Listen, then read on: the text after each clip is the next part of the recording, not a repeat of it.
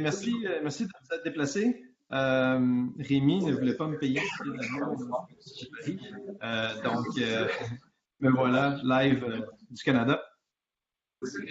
Merci de l'invitation. Ça me fait plaisir de vous parler d'Ara. Donc, who am I?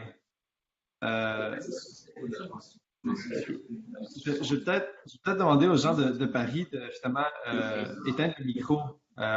J'ai beaucoup de discussions sur les côtés. En fait, tu peux le faire un instant.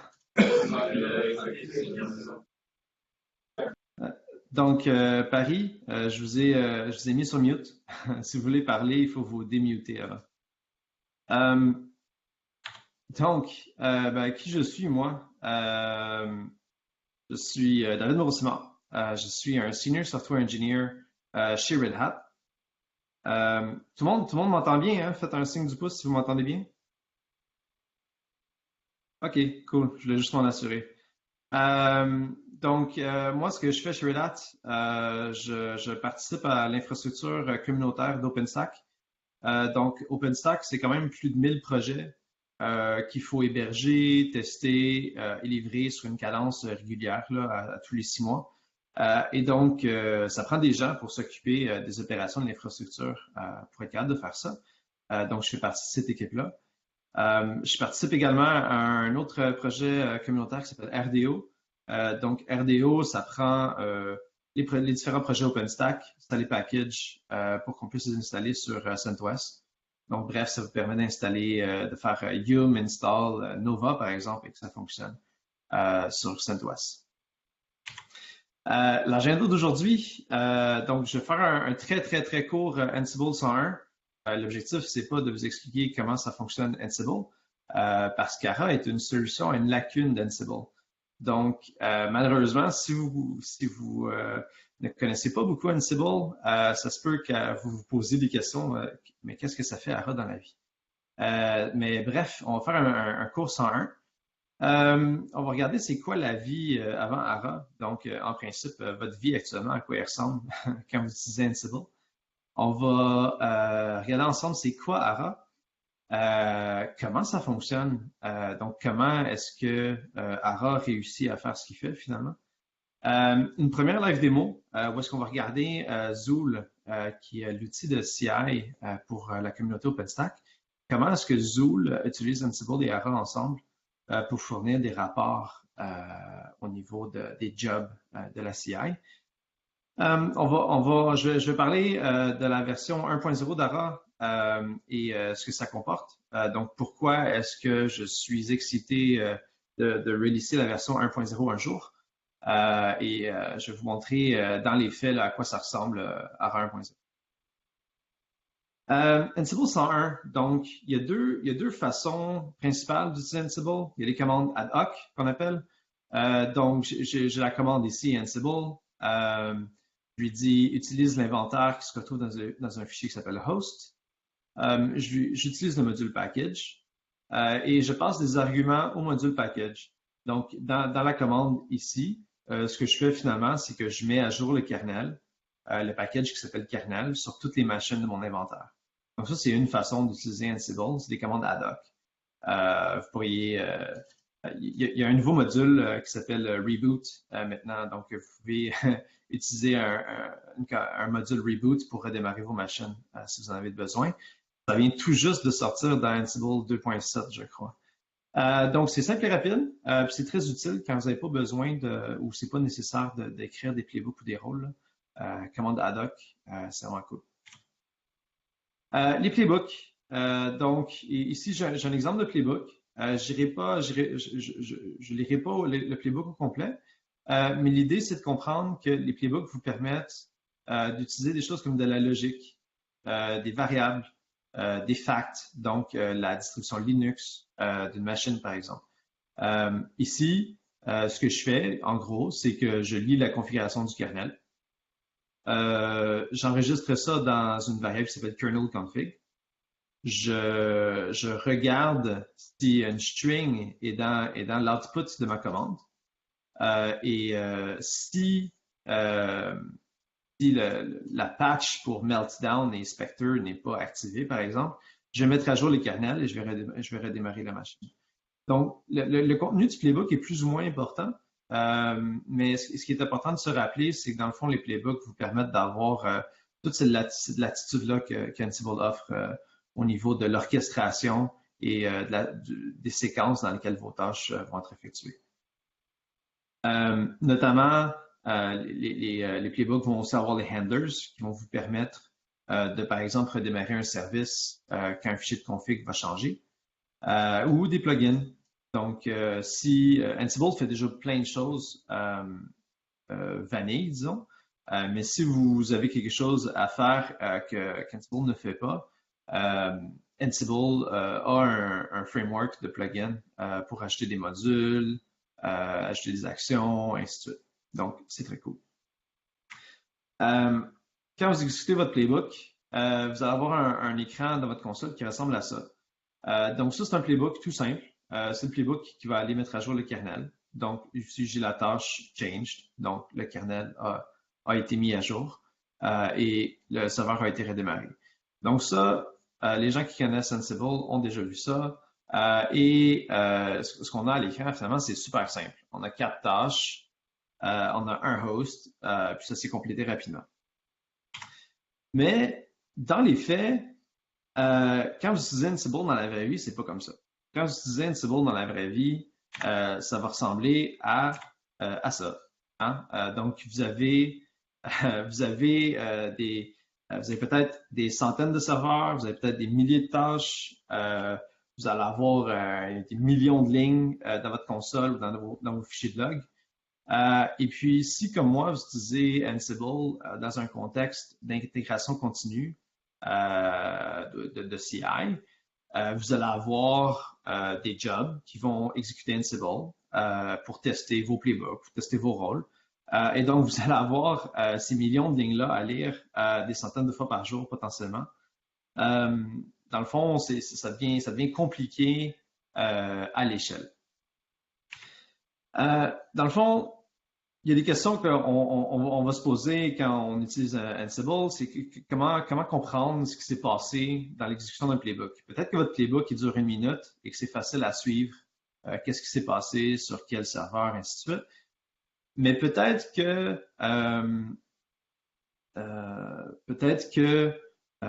vous avez beaucoup de serveurs, votre playbook il dure 1 heure de temps, et donc ça devient vraiment difficile d'aller comprendre qu'est-ce qui s'est passé s'il y a quelque chose qui a échoué en cours de route. C'est quel serveur qui a échoué? C'est pourquoi? L'erreur peut-être qui est arrivée 10 000 lignes plus haut. Fait que là, quand vous essayez de chercher, c'est pas nécessairement simple. Donc, il y a des solutions qui peuvent aider pour essayer d'ajouter finalement plus de données à votre console pour aller chercher les informations. J'ai un exemple ici. Je ne sais pas si ça l'a ouvert. Oui, ça l'a ouvert. Donc, Ansible a des callback plugins. Et les callback plugins permettent, entre autres, de modifier comment les choses vont apparaître à l'écran. Donc, si je regarde, par exemple, debug, il y a un callback qui s'appelle debug. Vous voyez qu'il imprime à l'écran les choses de manière différente. Donc, ce n'est pas du JSON sur une petite ligne. À la toute fin, il y en a même un qui s'appelle YAML.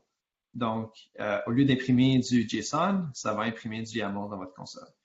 Donc, c'est très cool parce que vous pouvez travailler avec ça. Mais au final, plutôt que d'avoir 1 million de lignes dans votre console, bien, vous en avez maintenant 30 millions. C'est pas vraiment génial. Donc, une autre façon d'avoir plus de données sur l'exécution de vos playbooks, exécuter playbook avec de la verbosité. Donc, Ansible va imprimer davantage de trucs à l'écran. Puis, notre playbook qui met à jour les kernels, maintenant, il ressemble à ça. C'est beaucoup vous voyez la scroll bar ici. Donc, c'est vraiment... bref, le JSON, c'est pas fait pour les humains. Le fait de mettre Ansible -VV, ça va donner davantage d'informations, mais moi, en tant qu'humain, c'est pas nécessairement facile à lire, à comprendre et à interpréter. Surtout, encore plus pour quelqu'un qui ne connaît pas très bien Ansible. Donc, bref. Ici, c'est juste un exemple de patch d'un projet de la communauté OpenStack qui, justement, avait Ansible en mode verbeux.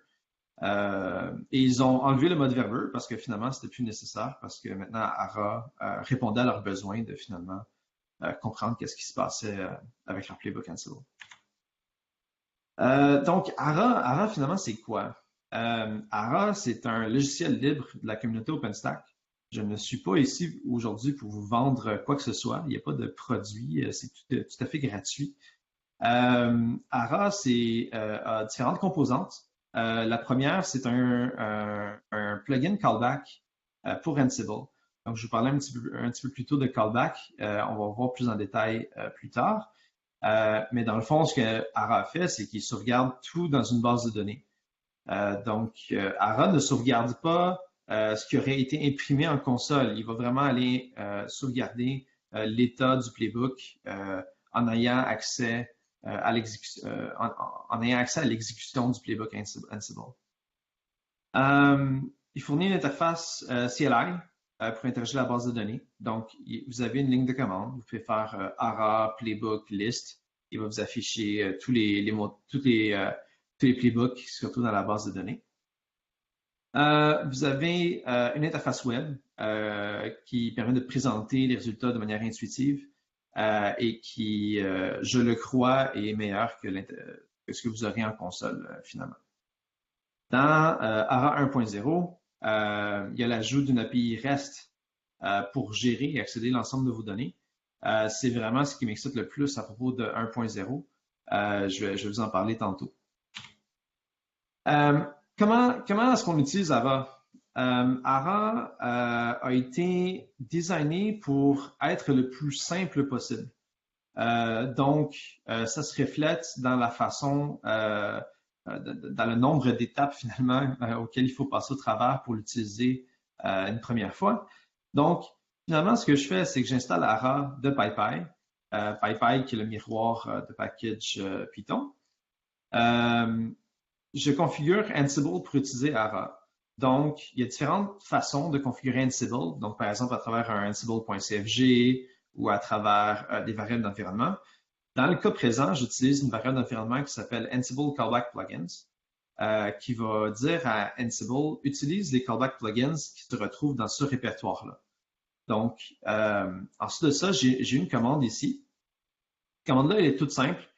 Tout ce qu'elle fait, c'est imprimer l'endroit où se trouvent les callback plugins, le callback plugin de Ara. Donc, la raison pour laquelle cette commande-là existe, c'est parce que, dépendamment de la distribution Linux dans laquelle vous travaillez, ou dépendamment de la version de Python que vous utilisez, ou dépendamment de si vous êtes dans un environnement virtuel, par exemple, Python, le callback va se trouver à un endroit différent. Et donc, d'un point de vue de documentation, c'était compliqué de commencer à expliquer sur Ubuntu, le callback se trouve à cet endroit-là. Sous CentOS, le callback se trouve à cet endroit-là. Et donc, bref, cette commande-là fait juste imprimer le bon endroit pour pas que vous ayez besoin de le chercher. Ensuite de ça, c'est tout. Vous avez déjà vos playbooks et vos rôles aujourd'hui. Il n'y a rien de plus de nécessaire. Vous exécutez votre commande Ansible Playbook avec votre playbook et vos rôles.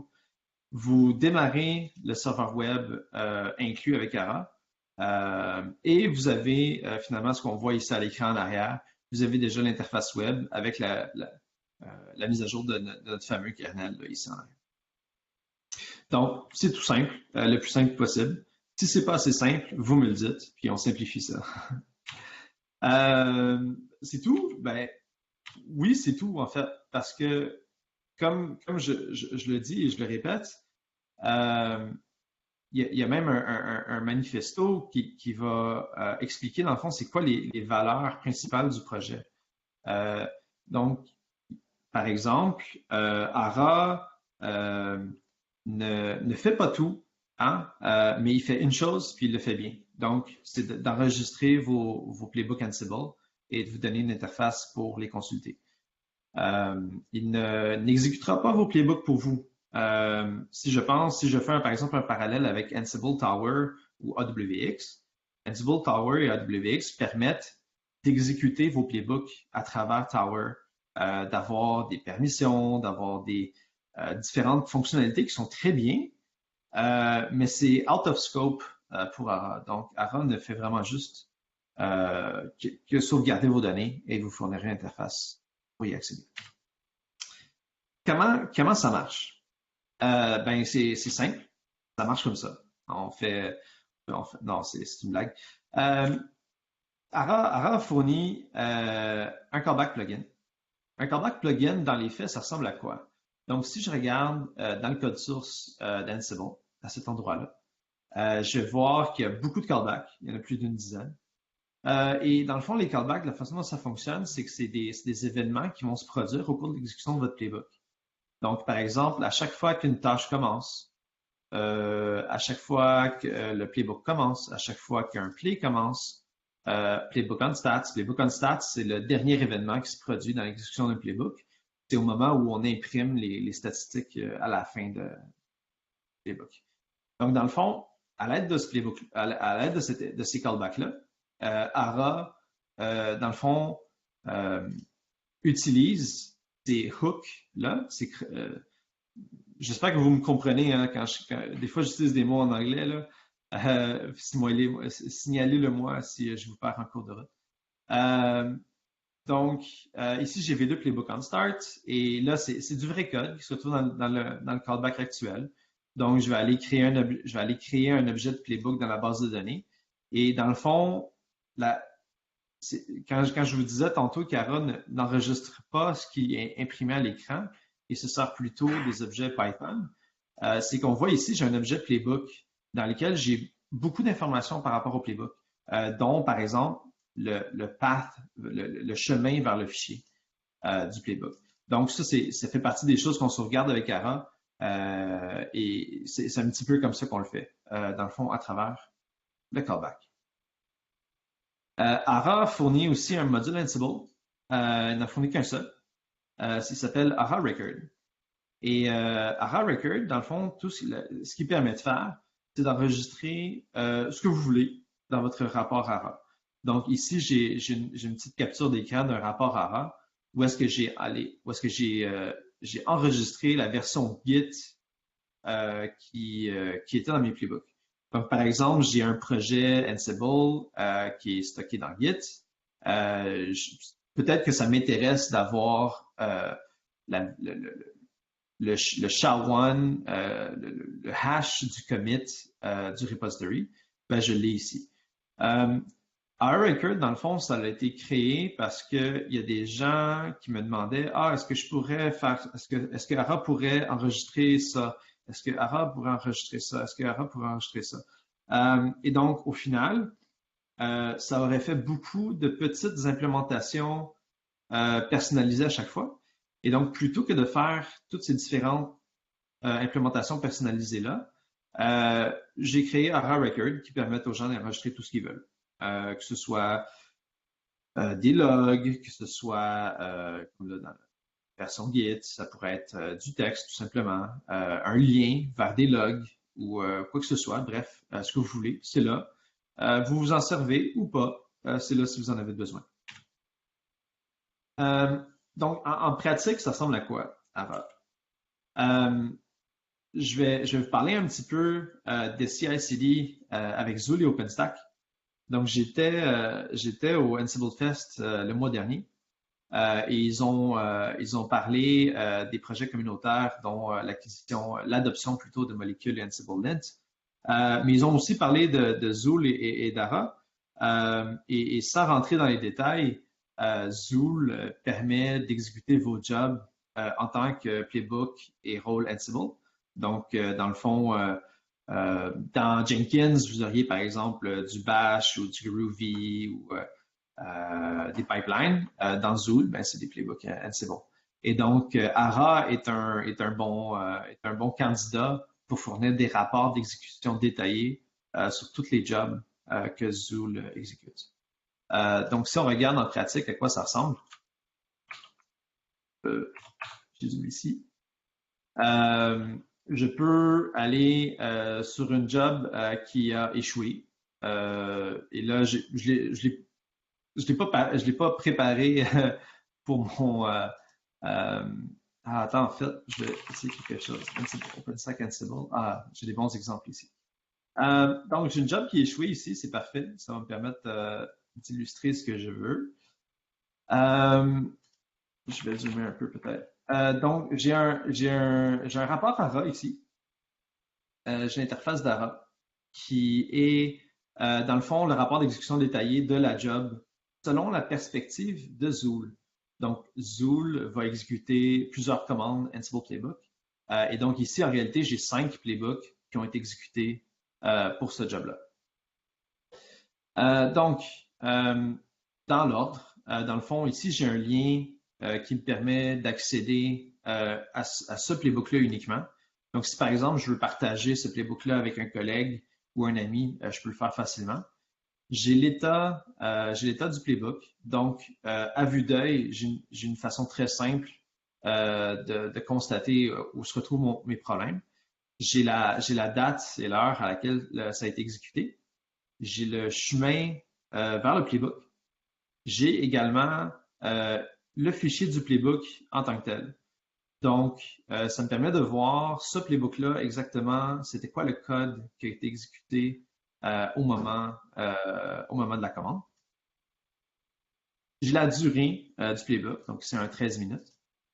J'ai les paramètres du playbook. Donc, par exemple, si vous passez des arguments à votre commande Ansible Playbook, Ansible Playbook -i, -e, ainsi de suite. Donc, tous ces arguments-là vont se retrouver ici. Ensuite de ça, j'ai les hosts, donc les serveurs qui ont participé à ce playbook-là, ainsi que le nombre de tâches de chaque état pour chaque host. Si au cours de votre playbook, vous avez récupéré les facts, donc gather facts à oui, on a également les facts enregistrés dans ARA. Donc, si je clique ici, mais je vois tous les facts enregistrés par ARA au moment de l'exécution du playbook. Donc, évidemment, c'est un point dans le temps. Donc, si, par exemple, l'adresse IP du serveur a changé depuis, ben, ça ne serait pas reflété ici. C'est un moment historique qui est sauvegardé. Donc, j'ai les facts. J'ai les plays. Donc, dans un playbook, il faut avoir plusieurs plays. Donc, ils vont être reflétés ici. Il n'y a pas grand-chose de très excitant ici. Ben bon, il y a le nom du play, il y a la date de début, date de fin, la durée. Vous avez les fichiers qui ont été utilisés au cours du playbook.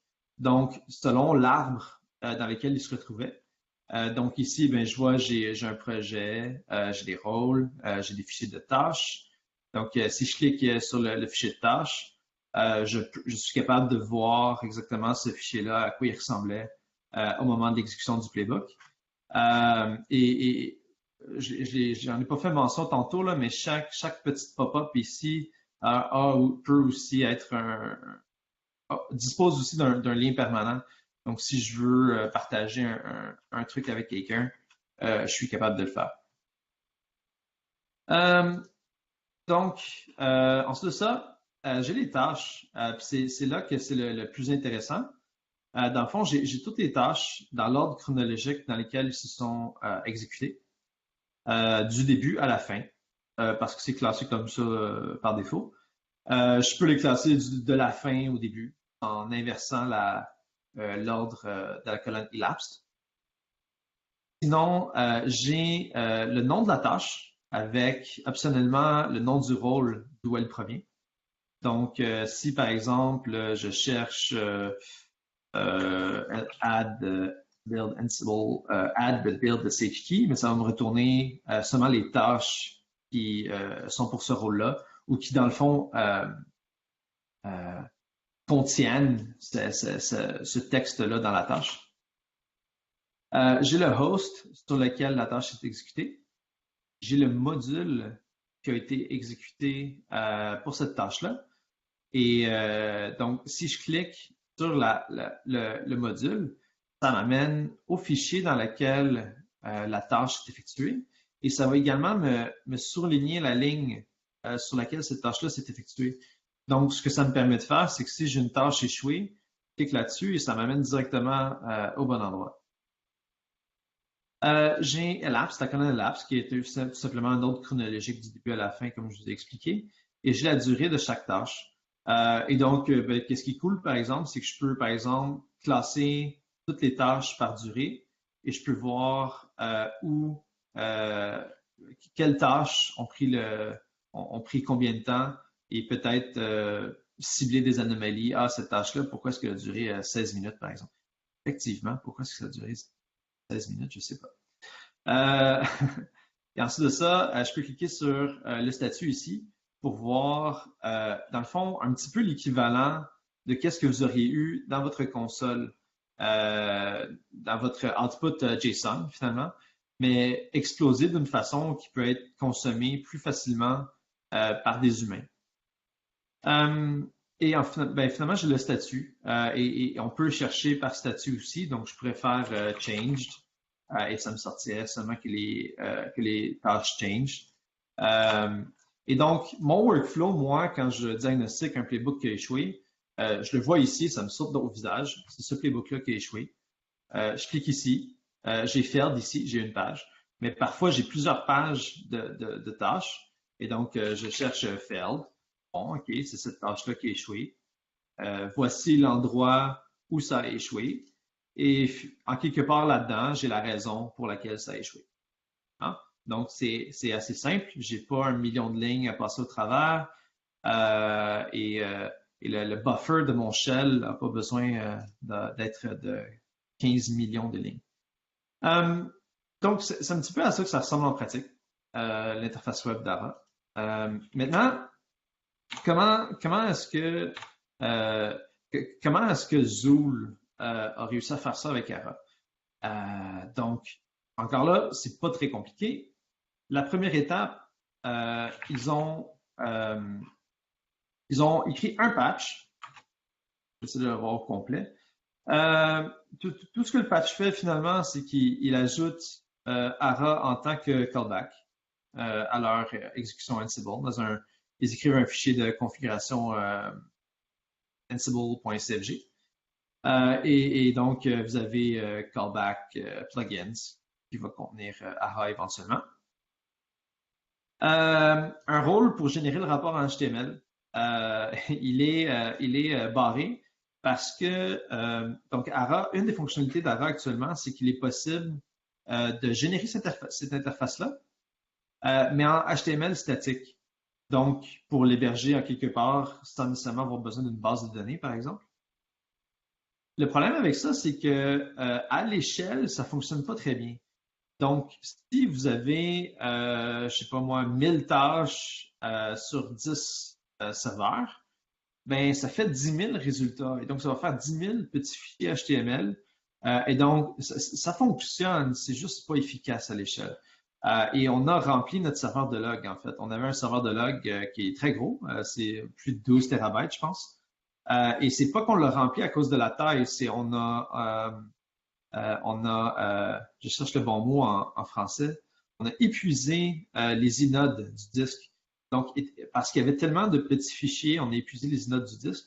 Et donc, c'était pas génial. Et donc, on a trouvé une autre solution. Dans le fond, c'est la suite de l'histoire. On a un rôle qui sauvegarde la base de données. Donc, la base de données, par défaut, c'est SQLite. Donc, c'est sur votre machine, c'est sur votre laptop, c'est sur le serveur, peu importe. C'est une petite base de données SQLite. Et donc, on sauvegarde cette base de données-là sur un serveur de log. Et ensuite de ça, on a une mini-application WSGI que ce qu'elle fait, c'est qu'elle fait le lien entre une URL et une base de données. Donc, si je regarde ici, j'ai un URL Ara Report. Et en réalité, dans Ara Report, si je vais sur ansible.sqlite, j'ai... Ah, ça l'a déjà téléchargé ici. Ça l'a téléchargé la base de données. Donc, en réalité, le petit middleware, ce qu'il fait, c'est qu'il va aller euh, faire le lien, le pont entre la base de données et l'application web. Et donc, pourquoi ne pas utiliser une base de données centralisée? Donc, ARA supporte à travers SQL Alchemy et éventuellement Django, MySQL, PostgreSQL, les systèmes de base de données que vous connaissez. Il y a même un utilisateur, il paraît qu'il utilise Oracle. Moi, j'ai jamais utilisé Oracle, mais il paraît que ça fonctionne. Donc, voilà. Donc, pourquoi pas une base de données centralisée? Zool est utilisé dans un contexte de CI. Et donc, ça a beaucoup de sens d'avoir un job, une base de données, un rapport. Donc, vous avez votre job qui a roulé et tout ce qui se retrouve dans ce rapport-là, c'est ce qui est exécuté dans le job. Vous n'avez pas une méga base de données avec finalement 1 million de playbooks sauvegardés dedans. Vous me permettez de boire un petit peu, je parle beaucoup.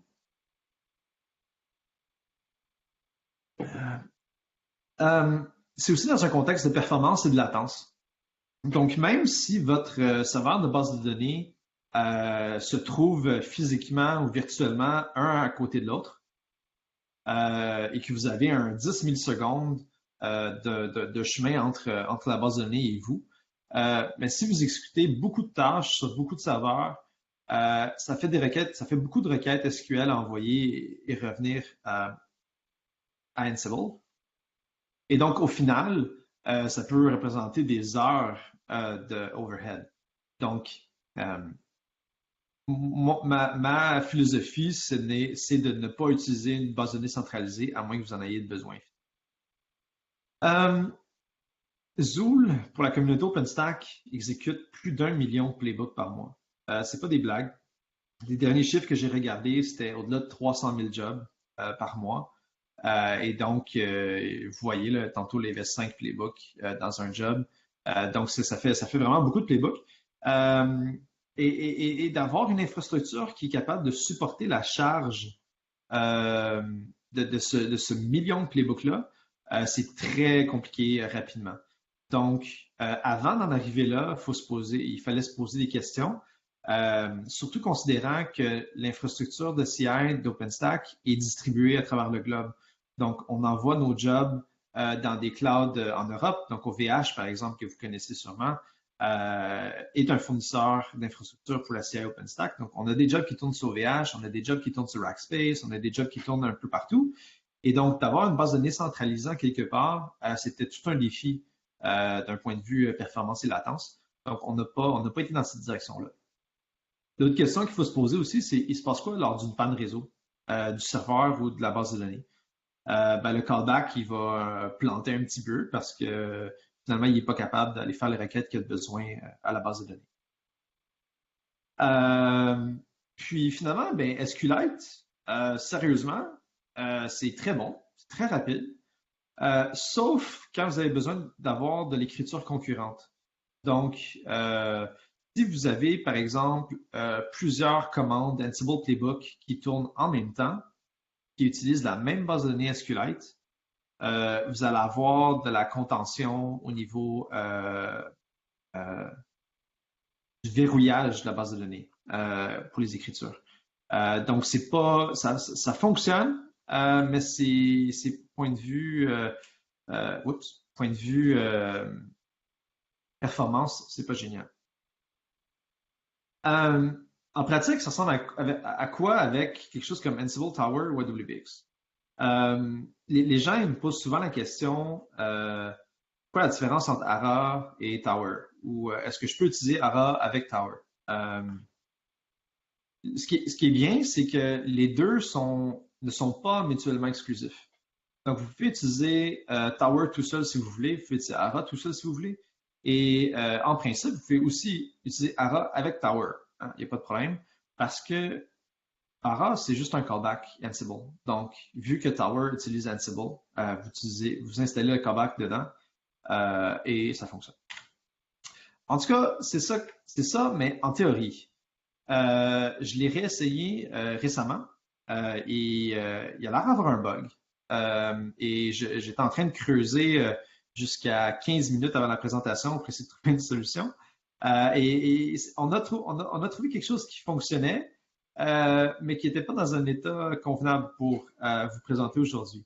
Mais en théorie, tout ce que vous auriez besoin de faire pour utiliser ARA avec AWX ou Tower, c'est d'installer ARA dans un virtual env qui existe déjà. Et ensuite de ça, vous voyez ici la commande que je vous parlais tantôt, ARA set up callback goblins. Tout ce qu'elle fait, c'est qu'elle imprime l'endroit où le callback se trouve. Et ensuite de ça, dans les paramètres, vous pouvez ajouter le callback ici. Sauf que quand on fait ça, ça ne fonctionne pas. Puis, il y a un bug dans le projet AWX pour essayer de comprendre qu'est-ce qui se passe, pourquoi ça ne fonctionne pas. Je vais peut-être vous revenir au Meetup sur les pages web du Meetup pour vous dire si jamais on a trouvé une solution à ce problème-là. ARA 1.0, c'est quelque chose que vous avez entendu quelques reprises au cours du talk. Ça fait officiellement plus d'un an que je parle de 1.0 et ça fait effectivement plus d'un an que je travaille dessus. ARA n'est pas mon job à temps plein, mais j'essaie de passer le plus de temps possible dessus quand même. La raison pour laquelle c'est pas encore livré, la raison principale, c'est que j'avais investi beaucoup d'efforts dans la version 1.0, fut un temps, dans, disons, les 6 premiers mois. Et finalement, j'ai pris tout ça et je l'ai mis aux poubelles. Donc, plus d'une centaine de commits, des milliers de lignes de code à la poubelle, parce que un collègue à moi m'a convaincu que d'aller avec Django et Django REST Framework, c'était la bonne solution. Donc, la version stable actuelle d'ARA utilise Flask en Python. Et Flask fonctionne très bien et a servi ARA très bien jusqu'à aujourd'hui. Cependant, au fur et à mesure que je travaillais sur l'API avec Flask et Flask RESTful, qui est une librairie pour faire des interfaces REST avec Flask, je me rendais compte que c'était compliqué, qu'il y avait des contraintes, que la performance n'était pas nécessairement au rendez-vous. Et un collègue à moi m'a parlé de Django REST Framework, qui est d'ailleurs utilisé par AWX et Tower aussi.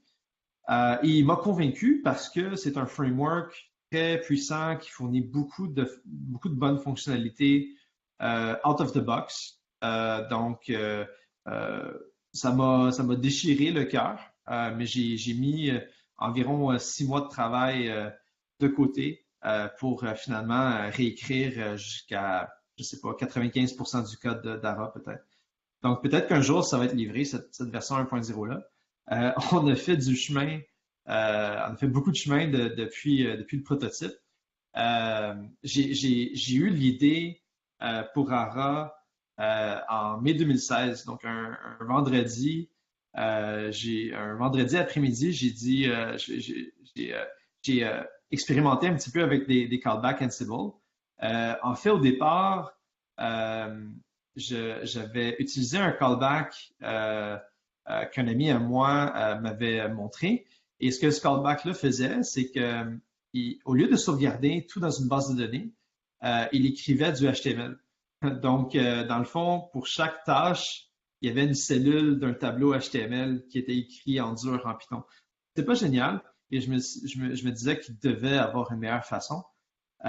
Donc, au cours du week-end, j'ai négligé les enfants, négligé la famille, négligé mon hygiène personnelle.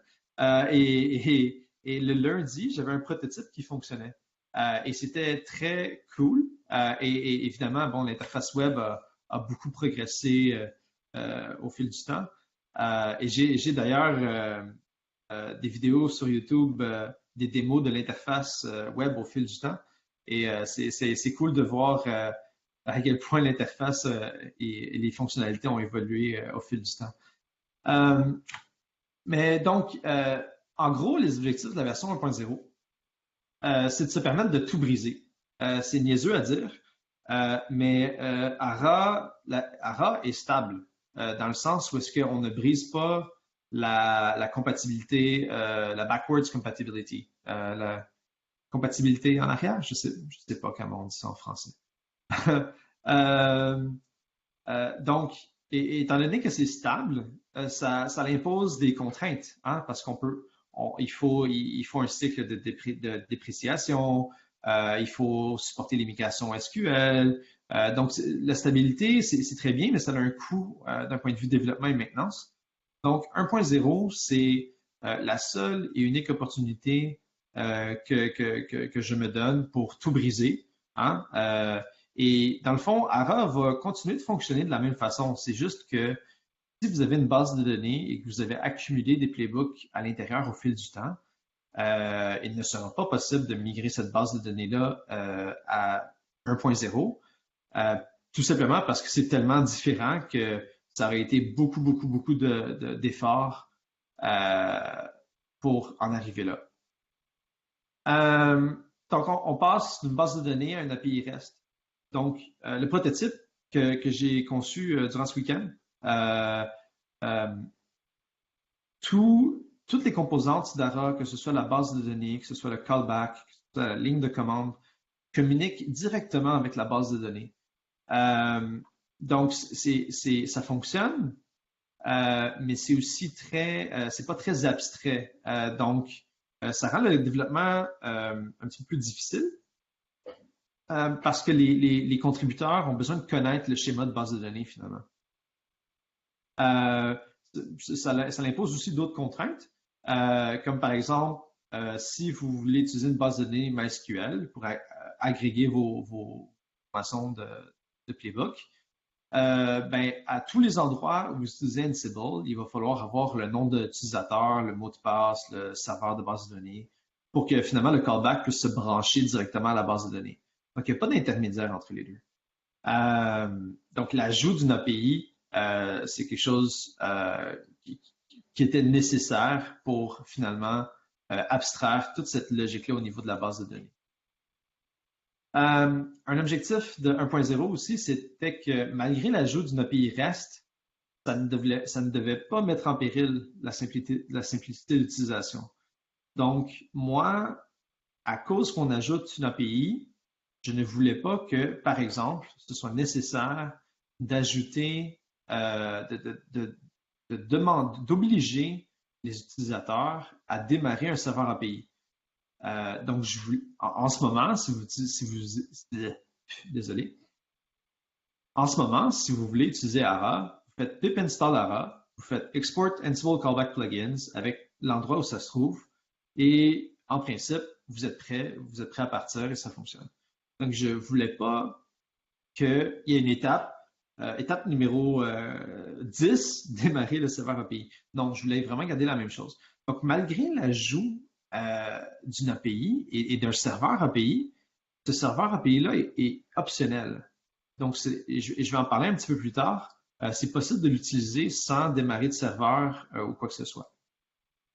Un autre objectif, c'était de découpler les composantes. Donc, aujourd'hui, si vous faites pip install ARA, tout est à l'intérieur. L'interface web, le callback, la ligne de commande. C'est très cool, mais ce que les utilisateurs me disaient souvent, c'est j'aimerais ça juste installer le callback et de ne pas tirer toutes les dépendances de l'interface web, par exemple. Donc, dans 1.0, les composantes sont séparées et vous permettent de les installer les unes indépendantes des autres. Maintenant, une courte mise à jour sur l'état de où est-ce qu'on en est avec 1.0. L'API, c'est terminé à 90%, ça fonctionne. Vous allez le voir tantôt dans la démo.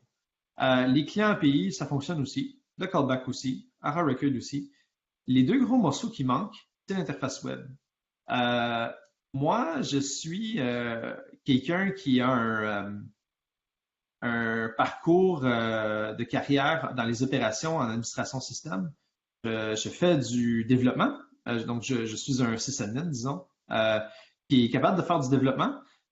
Mais si vous me demandez de faire du JavaScript, c'est pas dans ma tasse de thé. Et donc, j'essaie tant bien que mal de faire du progrès. Il y a des gens qui ont contribué des patchs. Mais la nouvelle interface web, il n'y a pas eu, je dirais, pas à parité avec l'ancienne, disons, aujourd'hui. Je vais vous le montrer après. Et si vous avez pitié de moi, peut-être que ça va vous tenter de m'envoyer des patchs pour compléter l'interface. Interface de ligne de commande, il n'y en a pas encore dans 1.0 parce que ça devrait être en principe pas très compliqué à implémenter une fois que tout le reste est fait. Donc, une fois que l'API est là, finalement, la CLI fait appel à l'API et retourne les résultats d'une façon structurée, tout simplement. Donc, ça ne devrait pas être compliqué à implémenter. Ça se peut même que dans 1.0, on ne ship pas d'interface de ligne de commande dès le départ. On va voir ça lorsqu'on va s'approcher de la release. Donc, une démo de la version 1.0. Et ça, c'est publiquement accessible. Vous pouvez y accéder si vous voulez. Où est-ce que je suis? Je suis là. Donc, je vais zoomer un peu. Quand je vous parlais que Django REST Framework fournit des trucs très cool out of the box, ben ça, c'en est un exemple. Donc, il fournit un navigateur d'API. Donc, il vous montre c'est quoi les endpoints de l'API, quelles méthodes sont disponibles, et finalement, qu'est-ce qui se retrouve à l'intérieur de ces appels si vous appelez l'API avec ce call-là. Donc, si, par exemple, je clique ici sur Stats, ça fait un get sur API V1 Stats et ça m'affiche les statistiques. Donc, c'est très cool, c'est gratuit. Et c'est gratuit dans le sens parce que moi, en tant que développeur d'Ara, j'ai pas fait grand-chose de spécial pour que ça existe. Et donc, c'est à la disposition des utilisateurs si jamais ils veulent l'utiliser. Donc, j'ai différents endpoints ici qui représentent de manière logique les différents événements qui pourraient se produire lors de l'exécution de playbook. J'ai les fichiers, j'ai les résultats, j'ai les plays, ainsi de suite. Donc, dans le fond, c'est l'information que vous retrouveriez dans l'interface web, mais au lieu d'être exposé à travers une base de données, c'est à travers une API. Donc, ça vous permet de le voir. Il y a aussi une démo pour l'interface web, puis là, j'ai presque honte de vous montrer ça. Mais je vais vous montrer pareil, parce que veux pas, c'est l'état actuel des choses. Donc, hey, on a un 504. Donc, l'interface web de 1.0 ressemble à ça aujourd'hui. J'ai un lien qui ne fonctionne pas, qui retourne à 404. J'ai l'état du playbook. J'ai le path, mais pas le fichier encore. J'ai les arguments qui sont récupérés à travers l'API. J'ai un panneau host, mais il n'y a pas de host dedans. Même chose pour les fichiers. Donc, bref, beaucoup de travail pour l'interface web. Si jamais vous vous y connaissez en React, le projet a été débuté en React, c'est somme toute assez facile à approcher. C'est juste que je ne suis pas très bon en React. Mais le gars qui a contribué ce qui existe jusqu'à aujourd'hui, lui, il est très bon. Puis je crois qu'il a quand même très bien fait ça. C'est juste qu'il n'y a pas beaucoup de temps à accorder à ce projet-là, malheureusement. Donc, si jamais ça vous tente de m'aider avec ça, dites-moi là, puis je vais vous aider à débuter, il n'y a pas de problème. Ensuite de ça, ce que je vais vous montrer, c'est au niveau de l'API, au niveau des clients Python pour l'API. Donc, je vais aussi me partir un shell Python ici. Donc, quand je vous parlais tantôt que l'API est disponible à la fois en ligne et hors ligne, c'est ici que vous allez le voir. Donc, je regarde ici, j'ai une base de données db.sqlite3. Donc, il y a des données qui se retrouvent ici et j'ai pas de serveur API qui tourne localement. Manage. Il va falloir que vous me croyiez sur parole, que je ne triche pas. Il n'y a pas de serveur API qui tourne localement. Donc, je vais importer, j'ai un fil qui me dérange, from ara.clients.offline import ara offline clients. En plus de ça, j'instancie mon client, offline client. Et ensuite de ça, je suis prêt. Je peux interagir l'API. Je peux faire client.get, API V1, les... et j'ai les stats, euh, j'ai euh, j'ai l'état de mes trucs. Euh, F, ça vous permet d'interagir l'API. Et vous voyez ici, c'est que dans le fond, euh, en arrière, comment ça fonctionne, c'est que le client s'assure d'avoir une instance éphémère de l'API qui tourne sur un serveur en arrière. Donc, vous ne le voyez pas, mais lorsque le client fait une requête, il instancie très brièvement l'API, il fait une requête dessus, il retourne le résultat et détruit l'instance API. Donc, dans les faits, c'est comme ça que ça fonctionne. Ensuite de ça, ben, j'ai la même chose. Ce qui est bien, c'est que le client, que ce soit la version offline, entre guillemets, ou à travers HTTP, au niveau Python, c'est la même interface. Donc, les clients s'occupent de faire l'abstraction entre les différences. Et donc, si je fais, par exemple, from ara.clients.http import ara clients, j'instancie le client. Et là, cette fois-ci, je vais lui passer un paramètre. Je vais dire, le endpoint API à utiliser, c'est api.demo.recordsansible.org. Et là, si je fais client.get, API v1 stats, ben, ça a été chercher les données de la démo que je vous ai montré finalement. Et donc, ça va être, le serveur API est optionnel, vous pouvez l'utiliser ou pas. Mais c'est important pour moi que le comportement par défaut, c'est de ne pas avoir besoin d'un serveur API qui tourne finalement. Maintenant, ben, comment ça marche l'API? Pour faire une longue histoire courte, il y a les différentes composantes ici, le callback, le client Python, l'API, optionnellement vos drivers de base de données. À travers le callback, Ara va envoyer les données à un API. L'API s'occupe de sauvegarder ça dans une base de données. Ensuite de ça, on retourne l'information et Ansible continue son exécution. Simplement. Maintenant, moi, là, je vous dis, là, en bon québécois, l'API va être vraiment cool. Je m'en allais utiliser un sacre ou un blasphème québécois jusqu'à temps que je me rappelle que c'est enregistré. Donc, je vais rester poli. Mais l'API va être vraiment cool. Donc, un exemple. Métrique, monitoring, tout ce qui touche performance, les résultats, benchmarking même. La durée des tâches et des playbooks. Où sont les anomalies, les régressions?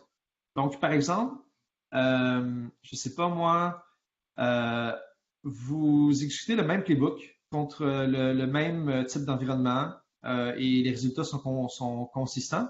Et là, tout à coup, ça prend plus de temps.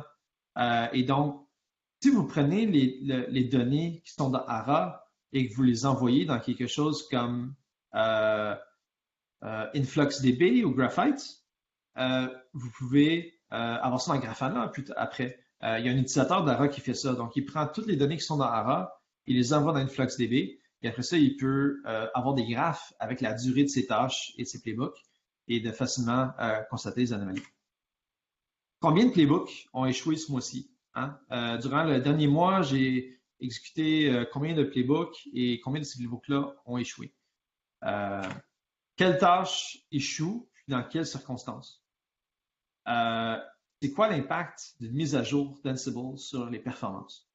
Vous passez de Ansible 2.6 à 2.7 et tout à coup, c'est beaucoup plus rapide ou peut-être beaucoup plus lent. Mais là, si ça coïncide avec une mise à jour d'Ansible, les données qui se retrouvent dans ARA peuvent peut-être vous permettre de mettre le doigt là-dessus. C'est quoi la configuration Ansible optimale? Combien de forks, combien de process vous utilisez? Est-ce que vous utilisez le pipelining? Est-ce que vous utilisez une stratégie linéaire ou free, libre, ainsi de suite? Est-ce qu'une certaine région cloud performe différemment? Donc, pour revenir à scénario d'utilisation dans OpenStack, où est-ce que notre charge de travail est répartie en différents clouds, ben, on n'a pas des environnements d'exécution homogènes. Hein? Il y a des machines virtuelles qui sont sur des SSD, des machines virtuelles qui sont sur des disques à plateau. Il y a des régions cloud qui sont très loin dans d'autres pays. Donc, ça pourrait être intéressant de voir les différences entre les différentes régions cloud si vous avez les métriques. Mitogen, vous avez peut-être entendu parler de Mitogen, un projet qui peut potentiellement décupler les performances Ansible de vos playbooks. Si vous voulez mesurer l'impact de Mitogen sur vos playbooks de manière précise, vous pourriez rouler vos playbooks une fois sans Mitogen, une fois après Mitogen, comparer, par exemple. Mais l'important, c'est qu'Ara répond pas directement à ces questions-là. Ara est simple. Il fait qu'une seule chose. Il sauvegarde les données d'exécution de vos playbooks et il fournit cette interface web et cette interface API-là pour finalement répondre à ces questions-là. Après ça, une fois que toutes vos données sont organisées dans une base de données, c'est avec les clients API, éventuellement des intégrations, ça pourrait vous permettre de prendre toutes les données dans Ara, envoyer ça dans Logstash, envoyer ça pour les consulter dans Grafana, envoyer ça, je sais pas moi, intégrer ça à votre monitoring. Par exemple, avoir quelque chose comme Nagios, Sensu ou même Prometheus qui va aller interagir Ara sur une base régulière pour aller récupérer des métriques d'exécution. Vous pourriez avoir, par exemple, Ara ne lancera pas d'alerte si un playbook échoue. Mais vous pourriez avoir quelque chose qui interroge Ara pour savoir si un playbook a échoué. Donc, Ara va toujours avoir cette simplicité-là, tout en vous fournissant ce que vous avez, espérons-le, de besoin pour faire ce que vous avez à faire finalement. Moi, c'est tout ce que j'avais aujourd'hui. Puis on est à peu près dans les temps. Je vais ouvrir le talk pour les questions. Est-ce que là, à Paris, vous êtes silencieux, vous êtes muté. Donc, si jamais vous voulez poser des questions,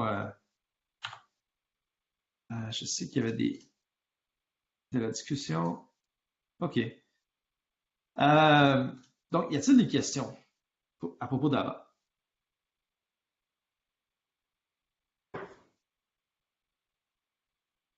Ça se peut qu'il n'y en ait pas, hein? Levez la main, peut-être? Ah, je vois une main qui se lève à Paris, peut-être? Se peut-tu?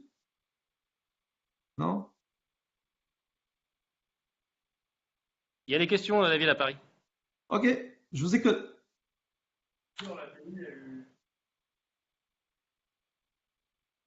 Est-ce qu'il y a de l'authentification sur l'API? Non. C'est drôle d'avoir cette question-là parce que, et je vois Sylvain faire non.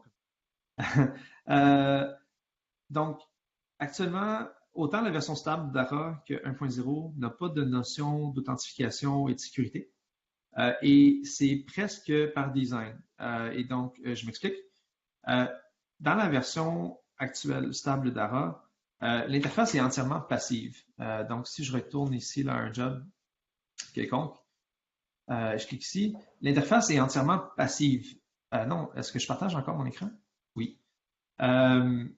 L'interface est entièrement passive. Donc, la notion de permission, c'est est-ce que vous y avez accès ou vous n'y avez pas accès? Et donc, dans la version stable actuelle d'Ara, c'est très adéquat d'avoir un serveur Apache ou un serveur Nginx en avant qui gère l'authentification. Maintenant, dans 1.0, il y a effectivement un API qui permet maintenant l'écriture des posts ou des patchs. C'est pas juste des get. Et donc, ici, j'ai une démo qui est disponible sur Internet. Et je peux, si vous voyez des problèmes de sécurité avec ça, dites-moi-le. Mais en principe, il ne devrait pas. Ce que j'ai fait ici, par exemple, c'est que dans la configuration Nginx, je peux même vous le montrer. Non, je ne peux pas vous le montrer, c'est pas encore dans le repo Git. Mais dans le fond, avec Nginx, j'ai une règle toute simple, là, je pense que c'est 3 lignes, qui dit finalement les requêtes autorisées, c'est les get, les head et options. Donc, dans le fond, si vous essayez de faire un post ou un patch là-dessus, ça ne fonctionnera pas, Nginx ne vous laissera pas passer. Donc, Django REST Framework a des façons de gérer les permissions, l'authentification et de le faire très bien. Et c'est d'ailleurs ce que AWX et Ansible Tower font.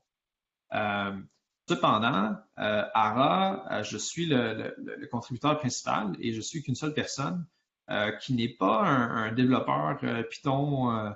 Je suis capable de faire du Python, mais c'est pas mon job à temps plein. Et donc, le fait que ça reste très simple, ça reste très facile à maintenir. Et en même temps, le compromis, c'est de gérer l'authentification et la sécurité à travers un serveur web qui a été en quelque sorte conçu pour faire ça. Moi, ça me choque pas. Maintenant, si quelqu'un m'arrive demain matin avec des patchs pour ajouter de la sécurité, d'authentification et tout ça, je ne serai pas contre. C'est juste que moi, en tant que quelqu'un d'opération, d'administration système, je n'ai pas la prétention d'être capable de dire que je suis un expert en sécurité, tout ça. Et donc, dans la mesure du possible, je me tiens loin de ça. Et donc, en même temps, je gère un petit peu les attentes des utilisateurs. En étant, entre guillemets, insécuritaire par défaut, ben, ils n'ont pas une fausse impression de sécurité. Si, par exemple, je sauvegarde les mots de passe en clear text ou je ne sais pas quelles erreurs débutants je pourrais faire. Donc, ben, j'espère que ça répond à la question. Est-ce que j'ai été avec beaucoup de contexte là, mais je voulais pas que ce soit clair. C'est d'autres questions? Il y a Sylvain à Grenoble, je crois. Ouais, je sais pas si tu m'entends. Oui, Bonjour. je t'entends très bien. Ok, super. Moi, j'avais une petite question concernant le callback lui-même. Oui. Quand tu donc là sur la version actuelle, en fait, tu écris directement sur la base de données. Oui. Donc tu es très minimaliste au niveau de l'overhead. Typiquement, tu as un IO, tu viens juste faire une écriture sur un fichier. Je me pose la question aujourd'hui sur la 1.0, est-ce que tu as déjà dans la tête, comme je sais que tu veux rester minimaliste, à faire attention justement au coût que tu vas avoir, empreinte mémoire, temps nécessaire, rester asynchrone et toutes ces problématiques-là qui peuvent se générer quand tu vas avoir beaucoup de charges sur ton API REST. Oui, excellente question. À Paris, est-ce que vous avez bien entendu la question? Ouais, super. Ouais, ok, génial. Donc, c'est une excellente question. Donc, effectivement, ARA, même la version stable actuelle, rajoute un overhead, forcément. J'ai un utilisateur qui utilise ARA à l'échelle. Et puis, au début, je me rappelle, là, il me racontait que sur sur un playbook de 30 000 serveurs, ça lui rajoutait un 10-15 minutes d'exécution. Donc, il y a définitivement un overhead et l'API rajoute un overhead. Maintenant, c'est sûr que je fais du mieux que je peux pour garder cet overhead-là le plus petit possible. Mais je ne l'ai pas mesuré encore. Je ne l'ai pas mesuré encore. Ce qui est cool, c'est que bon, j'avais une slide tantôt sur la performance. C'est que un de mes objectifs, c'est d'éventuellement mesurer la performance d'ARA avec ARA, dans la mesure du possible, voir si je suis capable de faire ça. Mais j'ai déjà expérimenté avec des façons de mesurer l'overhead d'ARA, donc qui va aller exécuter beaucoup de tâches en boucle dans un environnement contrôlé. Et donc, avant la release, c'est sûr que c'est un exercice qu'on va faire, là, de comparer le temps d'exécution d'un playbook avant et après et d'adresser s'il y a des gros problèmes qui se présentent. Alors, excuse-moi, je te coupe, mais en fait, moi, c'est intéressant la réponse. Ouais. Parce que moi, j'ai une autre vision de l'overhead qui n'était pas forcément le temps d'exécution, qui était plus les ressources de la machine, en fait. Et si tu veux, pour moi, un job, dans un contexte de CI, si un job met 5 heures et que tu me dis je me prends 10 minutes en plus, pour moi c'est acceptable. C'est du temps d'exécution. Pour le mitiger ce temps-là. Moi, mon point, ce qui serait plus embêtant sur mon infrastructure de CI qui est dimensionnée pour exécuter un genre de job, c'est savoir est-ce qu'aujourd'hui implémenter ARA va potentiellement augmenter typiquement mon nombre d'IO que je vais avoir sur mon nombre d'IO qui c'est sur le disque, c'est la version 1.0, sur la version 0.16, pas de souci. Mais voilà, aujourd'hui tu vas avoir une empreinte supplémentaire. Tu parlais par exemple de démarrer une API typiquement offline et de la killer, donc tu auras forcément un espace mémoire supplémentaire. Voilà. Donc en fait, si tu veux, moi ma question était vraiment plus orientée sur les ressources elles-mêmes de la machine qui va exécuter ça, plus que le temps d'exécution. Mais ta réponse est quand même très intéressante parce que je vois que tu travailles dessus clairement. Oui, l'aspect utilisation de ressources est aussi important. Et je pense que ça va faire partie de l'exercice là, de comparer un Ansible, par exemple, avoir un bon test d'exécution Ansible, comparer sans ARA du tout, avec ARA 0.16 et avec ARA 1.0, et regarder s'il y a des anomalies évidentes. Là, je me rappelle, par exemple, GoDaddy utilisait ARA et ils avaient de très gros playbooks et ils utilisaient l'interface web. Et l'interface web, à cause qu'il y avait beaucoup de données, c'était mal optimisé et ça bouffait toute la mémoire. Ça bouffait toute la mémoire à charger tous les trucs. Donc, ils ont soumis un patch pour adresser ça. Donc, je m'attends pas à ce que ce soit parfait. Je pense qu'il va quand même avoir des problèmes, mais c'est quelque chose sur lequel on va pouvoir itérer. Mais de mesurer l'impact avant et sans, c'est définitivement un exercice qu'on va faire.